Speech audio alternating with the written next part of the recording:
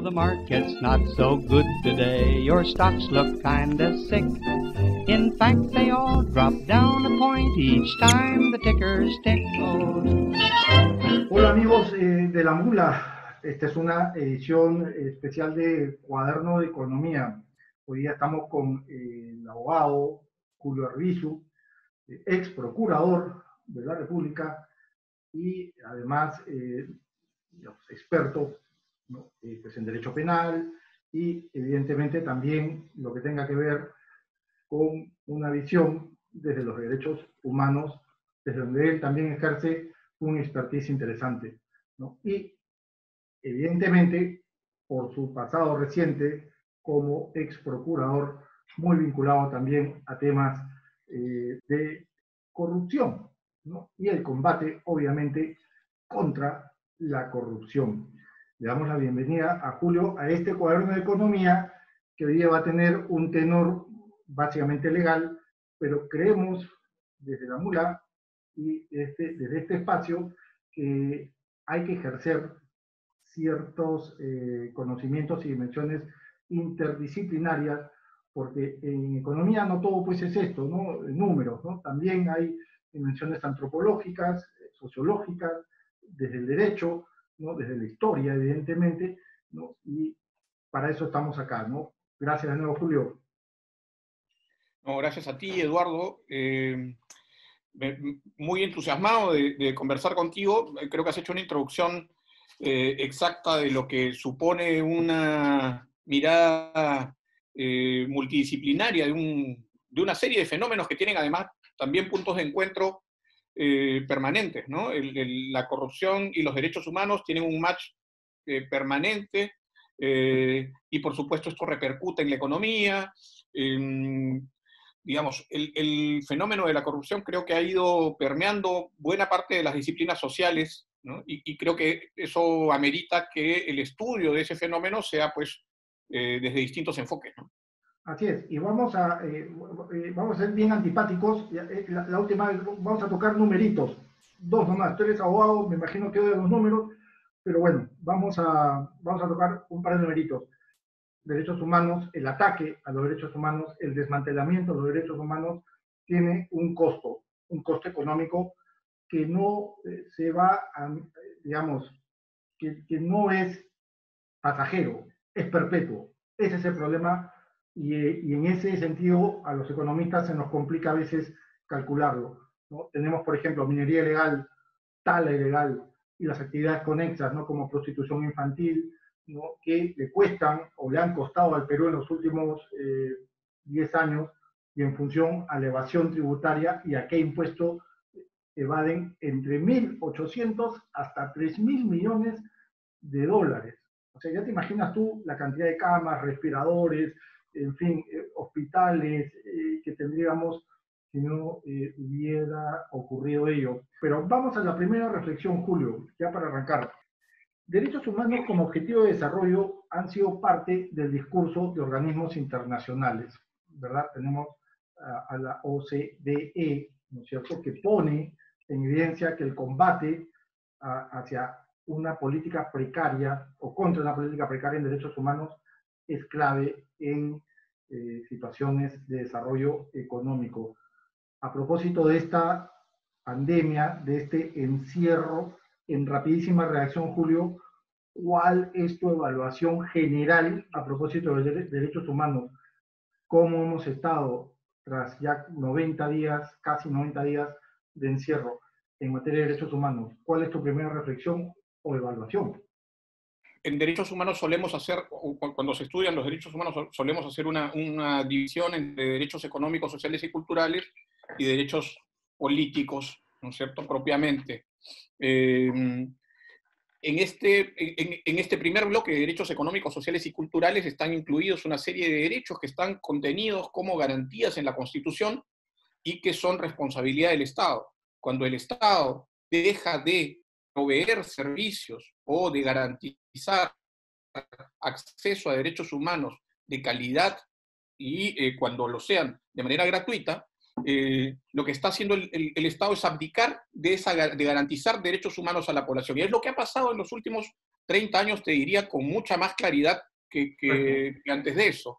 Ha habido una precarización y un desmantelamiento del Estado y sus responsabilidades de proveer servicios o de garantizar derechos humanos, lo cual se ha visto impactado profundamente, intensamente, en una situación como la que estamos viviendo hoy día. ¿A qué me refiero? Básicamente, por ejemplo, entre otras cosas, a destinarle escasísimo margen a la salud pública.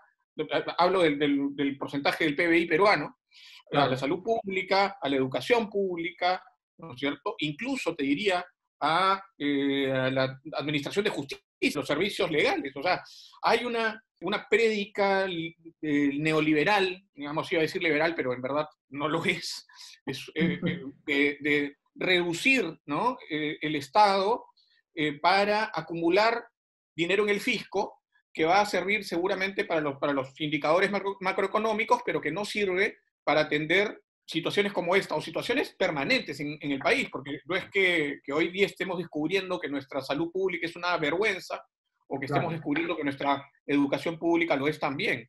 Entonces, ¿qué pasa en situaciones como esta? Pasa básicamente que hay que invertir, ¿no es cierto?, todo lo que se pudo acumular en tratar de paliar una crisis profunda que provoca finalmente esta situación. Y esto tiene una conexión directa, Eduardo, con la corrupción. La corrupción no es otra cosa, según un enfoque de derechos, que violación permanente de derechos humanos. Cuando una persona va a la escuela pública a buscar una matrícula para inscribir a su hijo o su hija y le piden una cuota extraordinaria para poder acceder a esa matrícula, pues está afectando el derecho a la educación. O cuando le venden a alguien o le alquilan una cama en un hospital de salud, que pasa frecuentemente, lo que se está vulnerando es el derecho a la salud pública. Y eso pasa todo el tiempo, y eso tiene evidentemente un impacto económico, ¿no es cierto?, que además ensancha la brecha entre la gente que puede acceder a eso pagando y la gente que no puede hacerlo y debería estar cubierta, ¿no?, por las garantías que debe proveer el Estado. Correcto, o sea, digamos, es una suerte de falta o carencia de derechos humanos desde la justicia fiscal, ¿no es cierto? Porque estamos viendo que, de acuerdo con lo que me estás comentando, y yo lo voy a traducir a la economía, me estás hablando básicamente de un gasto eficiente, un gasto fiscal eficiente que ha, de alguna manera, carecido, ¿no es cierto?, de esa tónica, de ese ethos, de ese espíritu de derechos humanos, ¿no? Y lo hemos visto, creo que, y no estamos, ni tú ni yo, estamos inventando la pólvora en esto, lo hemos visto en los últimos, 6 meses, quizás un poquito menos, 4 meses.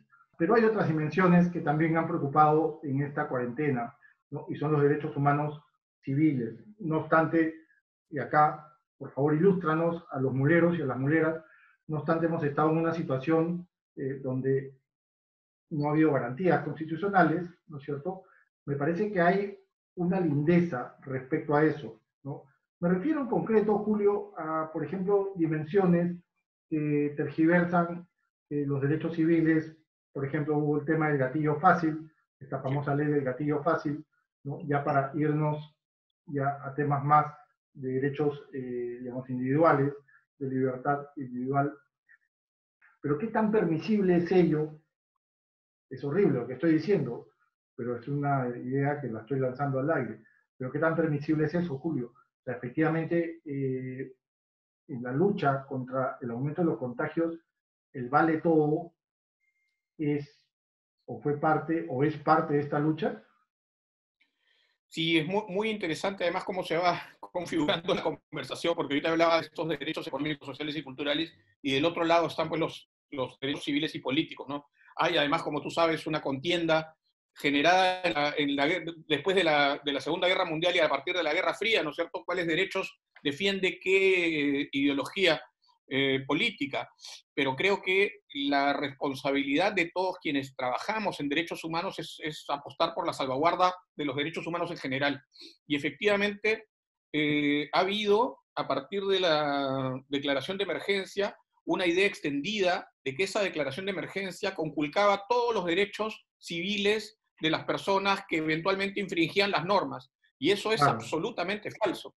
Y eso hay que decirlo de manera contundente. Ni siquiera, y también hay una dimensión que evaluar, por ejemplo, en los privados de libertad, en las personas en los penales. Ni siquiera aquellas personas que están en los penales tienen correcto. conculcados sus derechos fundamentales. Apenas se restringe su derecho a la libertad de tránsito y de allí parten una serie de restricciones distintas, ¿no es cierto?, que operan por imposibilidad de ejercer otros derechos. Pero digamos, lo que se ha extendido es esta idea de que el estado de emergencia permite, entre otras cosas, que las Fuerzas Armadas o las fuerzas policiales que ahora tienen el control un poco de las calles, puedan ejercer la violencia de manera arbitraria. Y esto, digamos, no solamente no es cierto, sino que el actuar de estas personas configura o podría configurar una serie de delitos. No solo los delitos relacionados con el abuso de autoridad, sino eventualmente delitos contra la vida, el cuerpo y la salud. Hemos visto delitos de tortura, delitos contra los derechos humanos propiamente, ¿no? Y estos delitos, ¿no es cierto?, podrían representar en algún momento responsabilidad del Estado. Ya hemos visto cómo el Perú es uno de los países con mayor cantidad de procesos ante el sistema interamericano de derechos humanos. Cómo eso se convierte también en una contingencia económica. Porque Correcto. mucha gente dice, bueno, le tenemos que pagar a estos terroristas, a estos comunistas. O sea, el sistema interamericano no es otra cosa que una filial, una institución de la OEA, ¿no es cierto? Si pensamos que la OEA es una institución comunista o pro-terrorista, pues estamos absolutamente equivocados. Lo que hace el sistema interamericano de derechos humanos es proteger, ¿no?, a los ciudadanos y ciudadanas que de alguna manera están protegidos en los estados parte. Entonces, sí, efectivamente hay una idea extendida, una inoculación en el imaginario colectivo de la idea de que la emergencia ha difuminado los derechos y eso definitivamente no es cierto. No hay, tiene que haber un protocolo de actuación de las Fuerzas Armadas y de las Fuerzas Policiales en situación de emergencia, porque, Eduardo, y esto es muy importante decirlo, en estos momentos es cuando más vigilante hay que estar de los derechos humanos. O sea, no es que aquí nos olvidamos de los derechos humanos y actuamos como queremos, no. En estos momentos en que están relativizados algunos derechos, es que hay que estar más vigilantes todavía del ejercicio de esos derechos. Correcto, sí, clarísimo. Ahora, pandemia y corrupción. Hemos visto casos de la policía, hemos visto casos, pues, casos del oxígeno, casos de las farmacias y medicinas, una serie de dimensiones, Julio, que desde tu experiencia en tu combate contra la corrupción, ¿no?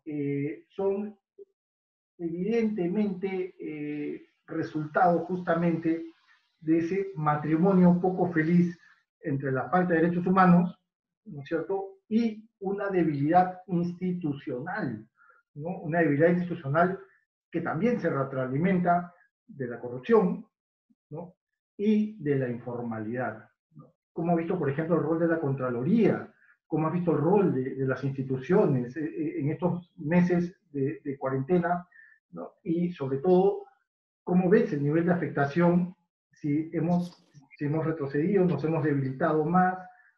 Sí, mira, hay mucho por analizar allí, Eduardo, en verdad. Yo siempre me gusta poner un ejemplo para dimensionar la extensión de la corrupción hoy, ¿no?, y diferenciarla de lo que fue, por ejemplo, la corrupción en los 90. La corrupción en los 90 tuvo como protagonista a una organización criminal que había capturado el Estado desde adentro. Lo que hubo Correcto. después de eso, después de la derrota de esa organización, es la permanencia de algunos núcleos segmentados de corrupción. Ya no una institución piramidal con esta dirección bicéfala, ¿no es cierto?, encarnada en Fujimori y Montesinos, sino una cantidad de núcleos segmentados de corrupción que se iban alimentando entre sí y encontrando puntos donde si alguien salía, por ejemplo, de una institución, el siguiente que entraba encontraba que ese era un espacio fértil para seguir en la misma dinámica. Y eso es lo que ha pasado y eso es lo que tenemos hoy. Es decir, espacios en donde casi te diría, no se puede evitar ser corrupto, a no ser que evidentemente uno entre con la intención de denunciarlo todo, de decirlo todo, ¿no? Y eso creo que hacia eso deberíamos apuntar. En ese sentido es que yo entiendo estas situaciones que no son nuevas, pero que en pandemia, por supuesto, impactan mucho más en la opinión pública y generan una condena todavía más intensa que en la de cualquier otro momento. El rol de la Contraloría en ese sentido ha sido muy precario, ¿no? Dicho sea de paso, ha sido activo en visibilidad, pero ha sido muy precario en términos de encontrar situaciones y castigar situaciones como tendría que haberlo hecho. Y hoy, si bien la Contraloría tiene, digamos, acotadas las responsabilidades o las facultades, tendría que haber encontrado estos nodos de corrupción mucho antes de que sucedieran estas situaciones en sectores clave como el sector salud, ¿no? Correcto. Y por otro lado, el encontrar dentro de la Contraloría inclusive una expresión del cáncer de las instituciones públicas, como es la sobrevaloración de equipos o de insumos, ¿no? Da cuenta de que ni siquiera podemos confiar en la Contraloría. Del otro lado, del lado más bien procesal, el Ministerio Público, que es el llamado a recibir las denuncias, o las procuradurías, que son las llamadas a recibirlas y a encauzarlas hacia el Ministerio Público, han estado básicamente paralizadas. El Ministerio Público demoró muchísimo en diseñar una plataforma de recepción de denuncias. Correcto. Y la Procuraduría se ha caracterizado por su silencio elocuente en estos 3 meses de pandemia. Entonces, digamos, esto que no es propio de estos tiempos, pero que en estos tiempos cobra una relevancia mayor, nos está diciendo que el sistema de combate a la corrupción en este momento atraviesa una etapa muy crítica, que en su momento... pausa, digamos, ¿no? Estamos en pausa. De pausa absoluta, y Eduardo, es terrible porque, claro, veníamos de un envión interesante con el enfrentamiento del caso Lavajato, por ejemplo, y el equipo especial, ¿no es cierto?, a raíz de la labor del equipo especial del Ministerio Público, que también se ha paralizado, a no ser de 2 o 3 fiscalías que están todavía, ¿no?, involucradas en investigaciones importantes. No se sabe más nada de otros casos. Y las fiscalías ordinarias que ven casos que no tienen que ver con Lavajato, no se oye nada, ¿no? Yo soy abogado, tengo un estudio de abogados en el que vemos, por ejemplo, algunos casos que tienen relación con casos de corrupción, y la verdad es que están paralizados todos. Entonces, ¿qué podemos esperar si las instituciones dedicadas al combate a la corrupción no encuentran una manera de reinventarse o de seguir ofreciendo el servicio de administración de justicia? La semana pasada, Laura Graus entrevistó a una colega tuya, Cruz Silva, y justamente ella tocó el tema del rol del Poder Judicial, del Ministerio Público, ¿no? Y habló algo, digamos, interesante, ¿no es cierto? Dio una visión que a mí me pareció auspiciosa, porque ella hablaba más o menos del medio vaso lleno, ¿no?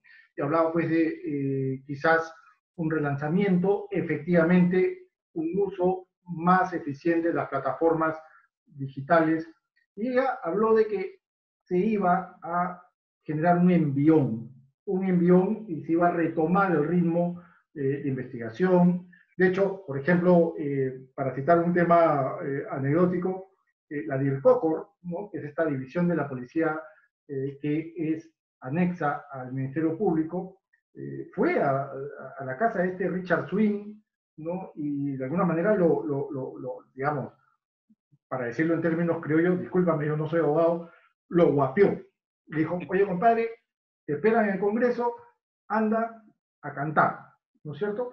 Yo creo que podría haber un relanzamiento de la actividad, del ritmo, del dinamismo investigador, fiscalizador, por parte del Ministerio Público, Poder Judicial y otras instancias. O sea, ¿tú crees que, no obstante lo que acabas de decir, que es totalmente válido, ¿no?, esta pausa, que puede hacer daño, pero quizás nos demos con una sorpresa, ¿no? ¿Tú confías en que efectivamente, y de acuerdo con lo que dijo Cruz Silva, se dé pues este relanzamiento nuevamente este ritmo, este dinamismo, o de qué va a depender? Sí, mira, Eduardo, yo esperaría que sí, efectivamente, pues, esperaría que pase lo que anuncia o lo que anunció Cruz con entusiasmo. Ojalá. Yo creo que eso va a depender básicamente, primero, de la capacidad de flexibilidad que puedan tener los operadores. Yo he estado hasta ahora en lo que va de la pandemia en 2 audiencias a través de plataformas digitales. Y siempre ha habido dificultades, pero finalmente se ha llegado a, a terminar las diligencias, digamos, como si hubiésemos estado presentes todos en persona. Eh, pero eso, entiendo yo, no es lo que ocurre en todos los casos y en todas las instancias. Entonces creo que va a depender en gran medida de la propia capacidad de flexibilidad que tengan los operadores de justicia, los fiscales, los jueces, pero también de cómo vayamos avanzando hacia una normalización, digamos, del sistema. En algunos casos será muy difícil reemplazar algunas diligencias por diligencias a través de plataformas. Entonces, te doy un ejemplo. Estaban todavía pendientes algunas tomas de declaración en el extranjero, ¿no es cierto? Es muy difícil pensar en una preparación, en una toma de diligencia de un sujeto en el extranjero, a no ser que que el fiscal se traslade directamente hasta allá, por una serie de razones. Pero, insisto, yo creo que eso va a depender de la capacidad de los operadores, también de la voluntad política del gobierno de proveer digamos, en términos de presupuesto y en términos de lo que necesita como insumos del Ministerio Público, del Poder Judicial, para que esto sea una realidad, ¿no? Además hay una cosa, ¿no? Ya esto es una reflexión, una meditación mía, ¿no? Esto también puede ser una gran oportunidad para que tanto procuradores como fiscales pues diseñen o hayan tenido tiempo, ¿no es cierto?, para justamente afinar y refinar sus investigaciones, ¿no? Y además también conciliar con, no sé, colaboradores eficaces que permitan que los peces gordos caigan. Todo esto suma, desde luego, para el combate contra esa carencia de derechos humanos, para el combate contra la corrupción, para la búsqueda de instituciones fuertes. Todo esto suma, decía, para generar, ¿no es cierto?, una economía con mercados, ¿no?, libres y limpios de este colesterol, ¿no? Mercados que como venas limpias puedan, digamos, trasladar capital, demanda, consumo, trabajo a las familias y a las empresas. Todo esto suma. Tu reflexión final, por favor, Julio, y desde luego las gracias. No, gracias a ti, Eduardo. Me entusiasmaba, me gustaba mucho esa expresión de las venas limpias, me recuerda a las venas abiertas de Galeano. Pero, a ver, yo creo que hay un asunto que sostener aquí primero, antes, yéndonos un poquito a la reflexión anterior. Todo esto supone, así como hablábamos de derechos al inicio, supone también el derecho de acceso a la justicia, que es fundamental, que es otro derecho fundamental, que es otro derecho en el que en la expresión del derecho se puede encontrar brechas inmensas entre quienes acceden y quienes no, ¿no es cierto? Y se puede además entender también en el dinero, ¿no es cierto?, la posibilidad de acceder a derechos o no. Entonces, creo que eso es fundamental de entenderlo, y no ha pasado en los últimos meses, diría yo, ojalá de aquí en más, no ha pasado que esa garantía de acceso a la justicia se haya consolidado en el sistema de justicia, y eso es preocupante. Ojalá que de aquí en más eso ocurra.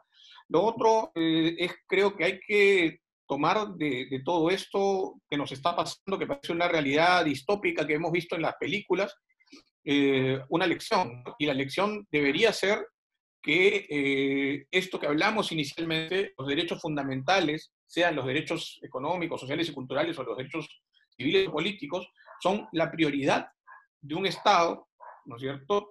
Y el Estado tiene que ser robusto, tiene que ser fuerte para poder garantizarlos, porque del otro lado hay una cantidad de actores que van digamos, que no deberían, pero van normalmente, ¿cierto?, en pos de relativizar esos derechos para obtener ganancias mayores.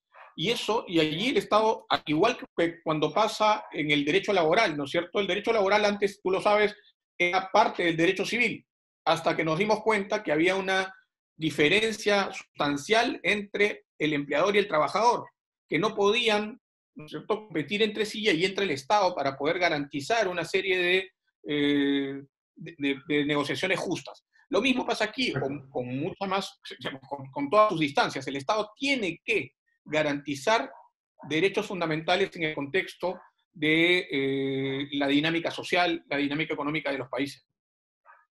Correcto, Julio. Bueno, entonces ya estamos advertidos, ¿no es cierto? Derechos económicos también son derechos humanos y combate a la corrupción va a decantar, como no, en un mejor entorno para los mercados, para las empresas, para las familias y, evidentemente, lo dicho, para el desarrollo económico.